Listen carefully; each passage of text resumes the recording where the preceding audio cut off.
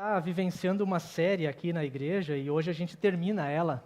Uma série que durou, acho que 5 finais de semana, talvez, com os personagens ao redor da cruz. E hoje a gente ouviu um trechinho da história em que 2 personagens aparecem. É o Nicodemos e o José de Arimateia. Nicodemos e José de Arimateia. A Bíblia é um livro que tem bastante contrastes. Por exemplo, na Bíblia, a gente aprende que a sabedoria de Deus é loucura para os homens que se consideram sábios. Sabedoria de Deus é loucura para os homens que se consideram sábios. Ou que o justo é condenado enquanto os pecadores são perdoados. Ou aquela clássica que a gente ouve sempre, os últimos serão os primeiros serão os últimos, São contrastes. E um contraste interessante é que a diferença entre a atitude do Nicodemos e do José de Arimateia e a dos discípulos de Jesus na ocasião da sua morte, tem um contraste muito grande aí entre o que eu chamei de discípulos públicos e os discípulos escondidos. Quando Jesus se entregou na cruz, os discípulos públicos se esconderam e os escondidos se revelaram. Houve uma diferença aí. Para a gente entender bem, quem será que são os discípulos públicos de Jesus? Quem são aqueles públicos conhecidos? A gente vai dizer os 12, Os 12 mais alguns que caminhavam com ele. Em várias ocasiões, esses discípulos públicos, eles demonstraram coragem, por atitudes, por palavras. Mas na hora em que Jesus mais precisou deles, se esconderam, sumiram todos. E foi quando os corajosos sumiram que os medrosos apareceram. Eu estou chamando o José de Arimateia e o Nicodemos de medrosos porque eles vinham acreditando em Jesus, mas eles não tinham coragem de assumir isso de maneira pública. Não tinham coragem. No caso dos 2, assumir a fé em Jesus significava romper com uma estrutura de conforto e de poder que eles estavam acostumados e, pelo jeito, não queriam abrir mão. O José de Arimateia era um homem rico, influente, membro do Sinédrio, e o Sinédrio era uma espécie de conselho religioso que governava o povo judeu na época de Jesus. Eles se submetiam a Roma, mas tinham as regras próprias. O José é chamado de José de Arimateia porque ele vinha da cidade de Arimateia.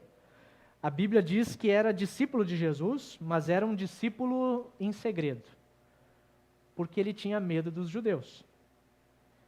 Ele acabou usando a influência que ele tinha para conseguir o corpo de Jesus depois da crucificação e colocou num túmulo novo, que era dele mesmo, nunca tinha sido usado. O evangelista João nos conta que Nicodemos estava junto com ele. Os outros não falam de Nicodemos. Mateus, Marcos e Lucas falam de José de Arimateia, mas não citam Nicodemos. De João a gente sabe que Nicodemos estava junto naquele dia.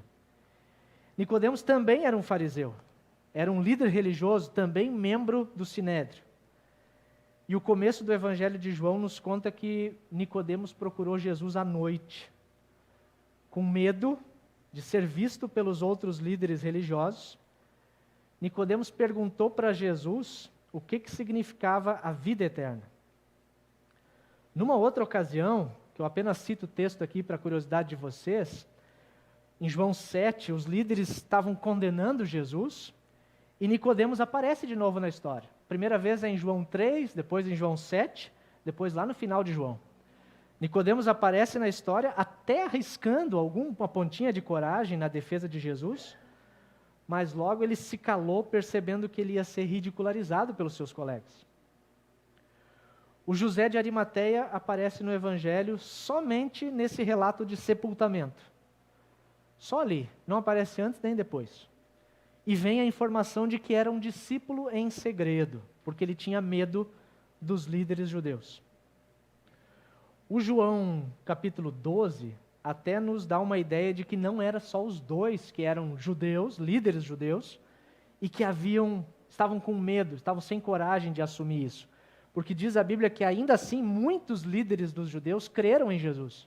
Mas por causa dos fariseus, que era um grupo dos judeus, eles não confessavam a sua fé com medo de serem expulsos da sinagoga, porque preferiam a aprovação dos homens do que a aprovação de Deus.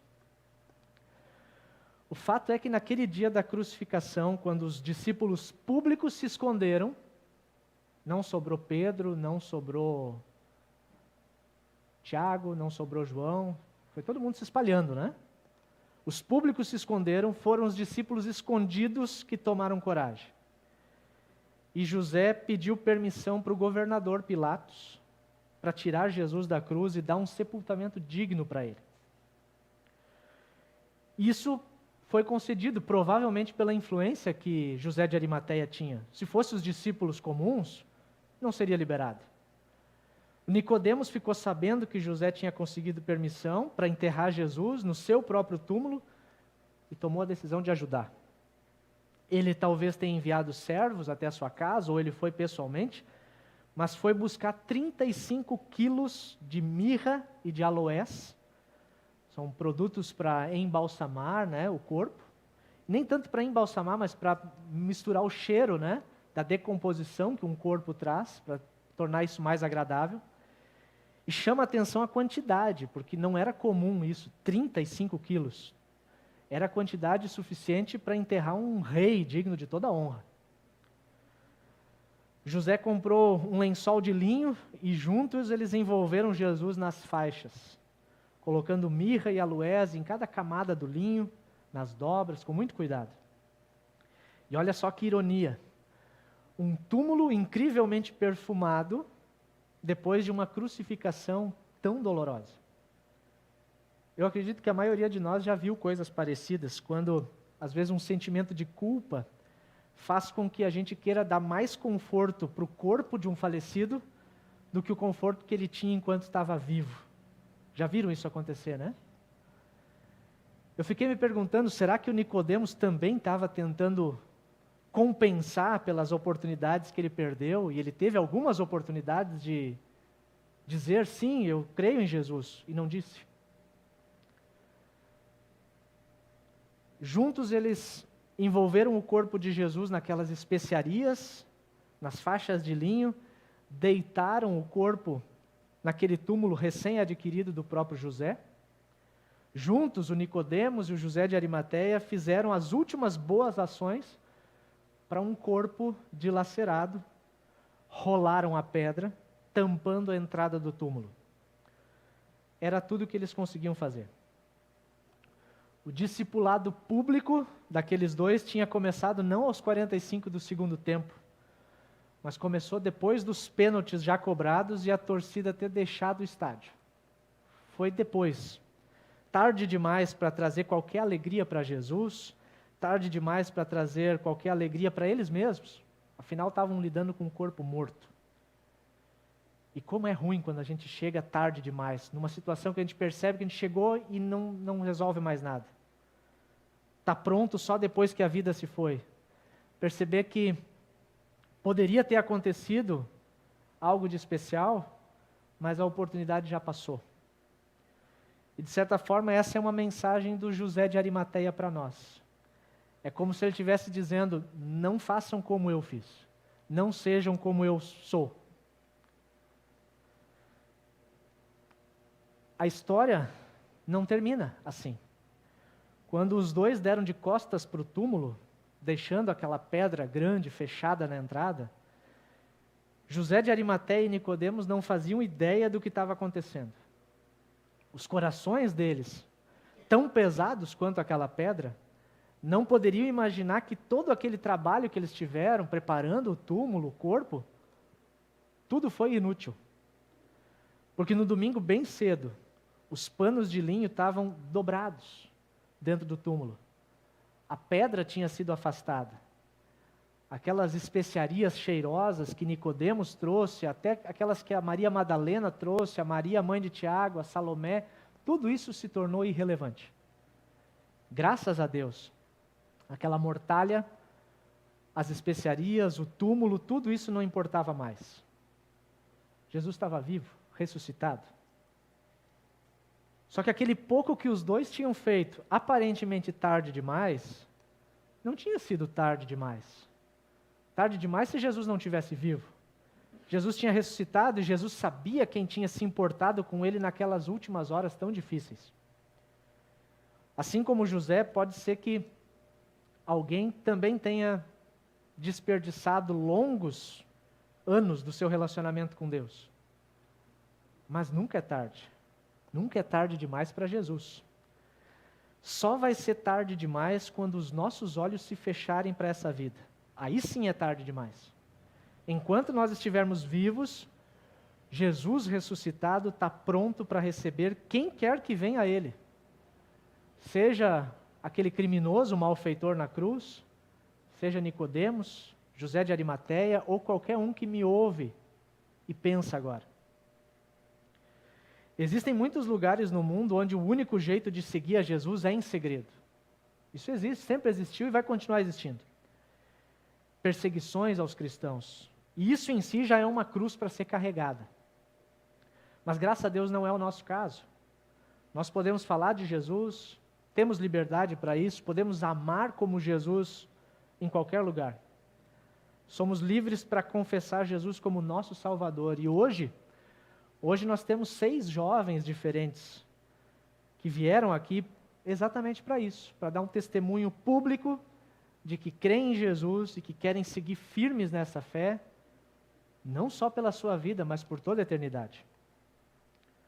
Esses 6 não querem ser discípulos escondidos, querem ser públicos. E a gente precisa notar que José de Arimateia e Nicodemos, eles tiveram dificuldades em confessar Jesus, provavelmente diante da posição social, do status que eles carregavam. Porém, Jesus não teve dificuldade em contar José e Nicodemos como seus discípulos. A Bíblia conta as suas histórias, assim como conta a história de tantos outros personagens que estiveram ali ao redor da cruz. E com essas pessoas, a gente percebe paralelos com a nossa vida, com a nossa história. Cada personagem que a gente veio tratando ao longo dos últimos tempos, a gente vai percebendo que aqui ou ali a gente parece com eles. Mesmo nós sendo imperfeitos, egoístas, materialistas, ainda assim o amor de Jesus tem poder para encobrir os nossos pecados e para nos dar uma nova identidade. Nós somos filhos, somos discípulos e a gente está aprendendo todos os dias com Ele. Ao nós pensarmos sobre os personagens que estiveram ao redor da cruz, Jesus está nos convidando para viver toda a nossa vida, não só ao redor da cruz, mas a partir da cruz. A partir do que Ele fez por nós, a partir do perdão que Ele conquistou para nós, a partir do amor que Ele derramou naquela cruz por nós. Amém.